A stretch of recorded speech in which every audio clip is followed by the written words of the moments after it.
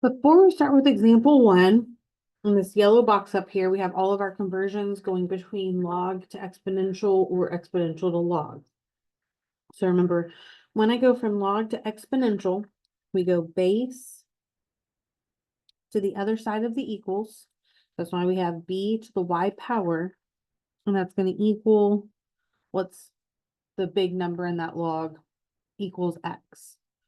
Or if we go from exponential to log, it's still the exact same movement, right? Base of your exponential, so base b to the other side of the equals. So log base b of x, and that equals the exponent, equals y. So base to the other side of the equals what's left over. Okay, that was last lesson. And then remember, if you have a natural log, that is the same as a log with a base of e. It's very sloppy, but a log with a base of e. So that's why our exponential has a base of e. And if you see a log with no base, this is called a common log.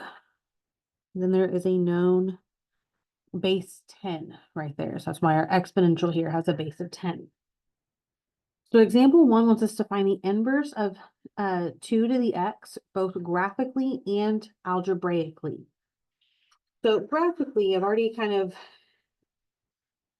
have the table, I have the graph. I'm not going to spend a lot of time on that because we literally have graphed that. If you go back to lesson 3, okay, we spent the time getting this either in Desmos or through your TI-84, plotting the points. We identified the asymptote, and we went over actually domain range, which is a couple things that this is asking as well down here. So I'm not going to go over this again. Go back to lesson 3 if you're like, where did all that come from? But we do have a horizontal asymptote right here at y equals 0. So you want to put that in. Okay, my domain of this function is when you go from left to right, we hit arrow and arrow. This is negative infinity to positive infinity. My range, as I go from the bottom to the top, the first thing we hit is this asymptote, and then it's going to keep going up forever. So this is 0 to infinity, and already talked about, we have a horizontal asymptote at y equals 0. Okay, so all of this should be a review. Now from, what was it, lesson 2, I think? Is that where it was? Yes. Lesson 2, we talked about how to find the inverse when I'm given the graph. So to do that, I take my x column, and that becomes my new y column, and I take my y column, that becomes my new x. I'm just switching my x and y coordinates. So my x coordinate on my inverse is my y. So this is 1/4, 1/2, 1, 2, 4, 8. And my new y becomes what my x was. So -2, -1, 0, 1, 2, 3. And go ahead and graph that or plot those points. Do not connect just yet. Okay.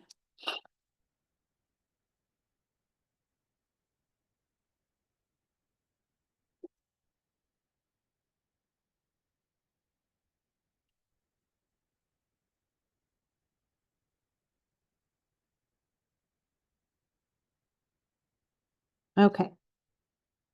To pause the video if you need a little bit more time, but those are my 6 points right there. And unlike exponential that has a horizontal asymptote, this one here has a vertical asymptote, and so it's going to be exactly perpendicular. So we will have a vertical asymptote right here. Yeah, right there on that y-axis.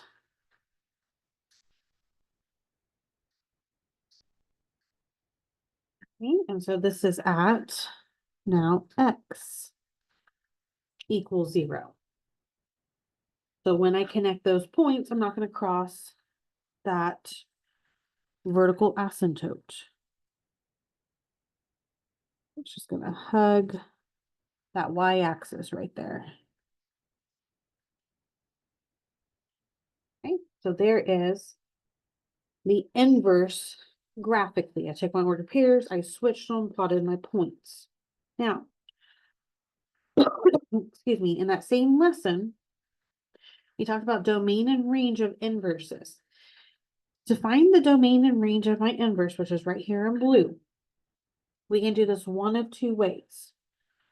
We can either, and actually, just kind of help later, I'm going to label these. This is my function, and this one right here is my inverse function. We could use this graph here. If I go from left to right, the first thing encountered is this vertical asymptote. So that is 0, and then I hit an arrow last, so to infinity. Well, that should be familiar. That's what the range was here. So the range of my function became now my domain of my inverse, which should make sense because if I'm switching my x and y, what was my y is now my x. The range, as I go from the bottom to the top, the first thing I hit is an arrow, and then the last thing I hit is an arrow. So this is negative infinity to positive infinity. That again should be familiar because that was the domain. Okay, so they just literally switched places. And then here I have a vertical asymptote at x equals 0. So I have found what the graph of the inverse looks like of my exponential. But what do we name the function that is my inverse? So let's do this algebraically. We started with the function f of x equals 2 to the x power. Again, from lesson 2, this is all lesson 2 material. From lesson 2, we have 4 steps to find the inverse. Step 1 is to replace f of x with y. Step 2 is to interchange your x and your y, just like I did here. So x equals 2 to the y power. Now here's where it gets a little different. Step 3 is to solve for y. I have no way of solving for a variable in an exponent position. So that's where rewriting this helps.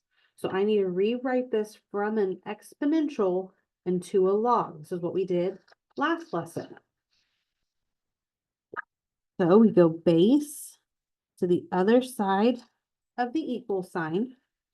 So this is log base 2 of x, and that is going to equal my exponent.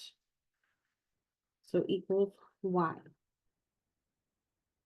Now we are almost done, but step 4 of finding the inverse is to replace y with your inverse notation. So the inverse of x is log base 2 of x. So that is the name of the inverse function that we found. So that is why we're doing exponentials and logs in the same unit, and technically talking about inverses, they all kind of go together. One thing I want you to notice here is that both this exponential and this log are both increasing functions. So when your base is greater than 1, this will be always increasing.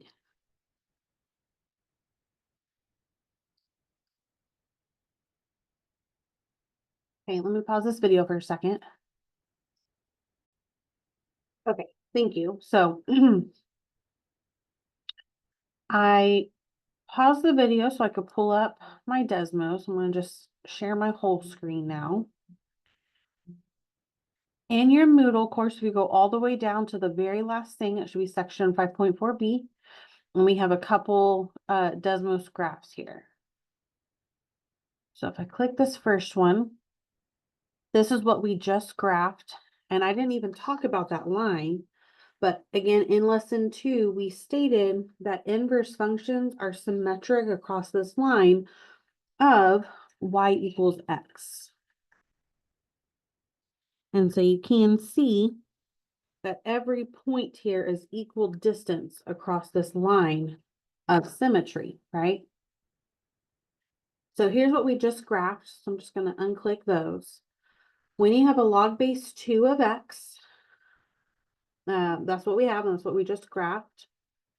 So here's a log base 3 of x, base 4, base 5.